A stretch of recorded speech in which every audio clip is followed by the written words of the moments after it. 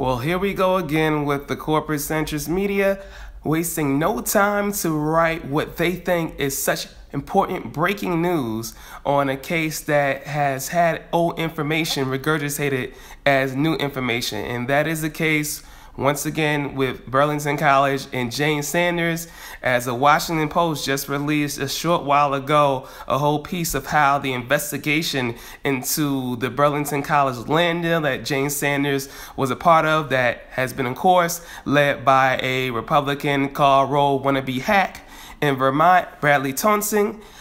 They have stated from the Washington Post's report that this investigation is accelerated, with prosecutors hauling more than a dozen boxes of records from Burlington College and calling a state official to testify before a grand jury. All right, we're going to make this quick because articles are going to surface trying to impugn Jane Sanders and then Bernie Sanders again, as they tried to do last week and the last 2 weeks since this story got once again moved up, updated towards the point when Jane and Bernie Sanders were lawyering up, and people figuring that this is like the indictment on Jane and Bernie Sanders. They're frauds, and continuing the latest usual Bernie obsessed hate that they have been carrying on for the last year and a half.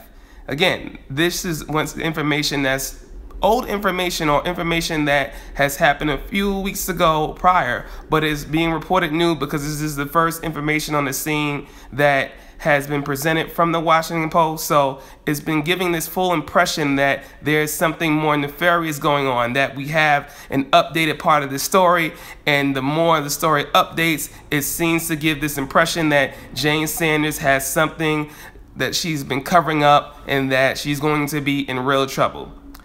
Nonsense. And not only that, it's funny how this happens for Jane and Bernie Sanders having this investigation sped up, and any significance or any news that comes to the forefront is pushed with these breathless breaking articles and giving this constant coverage. Yet for other investigations for other notable politicians that aren't leftists or aren't going against the establishment, well, that takes a little bit more time for that to get full news traction. So once more, you're going to see this coverage from the anti-Bernie haters all over Twitter to just the regular sources in established media trying to make Bernie Sanders look like the standard politician that's hiding something through something that's occurred with his wife Jane Sanders, a thing that's happened all the way back in 2010 in terms of trying to have this investigation pushed by, once more,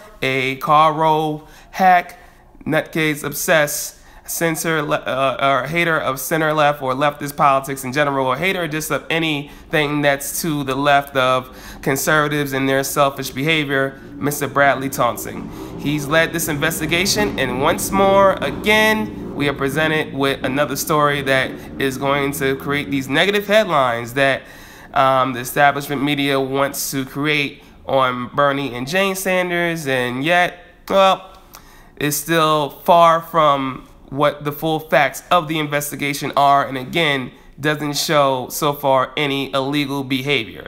So, once more, there's a quick report on this. Stay tuned for stuff from Jordan later in the day, and maybe some stuff from the rest of this wonderful crew. So, thanks for watching.